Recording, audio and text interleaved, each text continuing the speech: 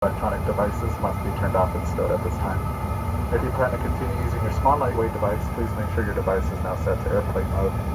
In command of the aircraft this morning, Captain Robert Kemp, First Officer Reed, assisting in the cabin up front is Bernie. My name is Alan. Please direct your attention to the front cabin for important safety announcement. In preparation for departure, be sure all carry items are stowed, seatbacks, tray tables, and the upright and locked position. Because of our interest in safety, we'd like to take a moment to explain the use of the emergency equipment on board this Canada Air regional jet. Please remove the safety information card located in the seat pocket in front of you and follow along. To properly fasten your seatbelt, set the flat end to the buckle. To adjust the fit, pull a loose strap away from you so the belt is low and tight. To open, simply lift up on the face prior to the buckle.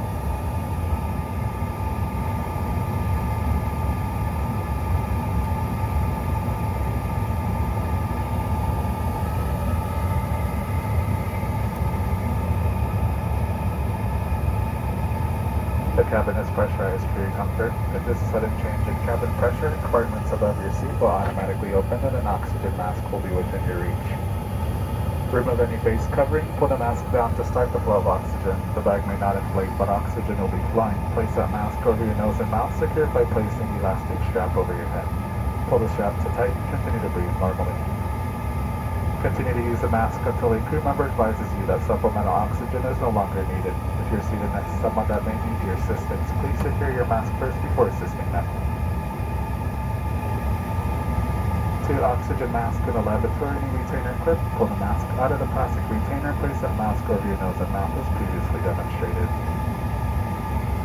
In the unlikely event of a water landing between here and Phoenix, your seat bottom cushions have been designed as flotation devices. Pull up on the cushion to remove the ticket with you to the nearest usable exit. When exiting the aircraft, place your arms to the strap to tug it to your chest. This aircraft is equipped with infant life vests. In the event of a water landing, a flight attendant will hand the infant life vest to the adult with an infant and provide further instructions.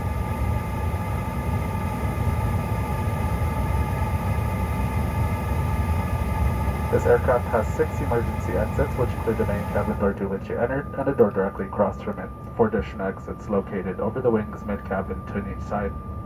Exit signs located overhead identify these exits. This aircraft is equipped with emergency escape path lighting. In the event of an evacuation, these lights will illuminate.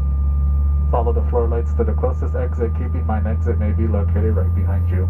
Federal aviation regulations require that you continue to observe the no smoking, fasten seatbelt signs at all times when illuminated. All passengers must comply with lighted signs, posted placards, and instructions provided by your crew.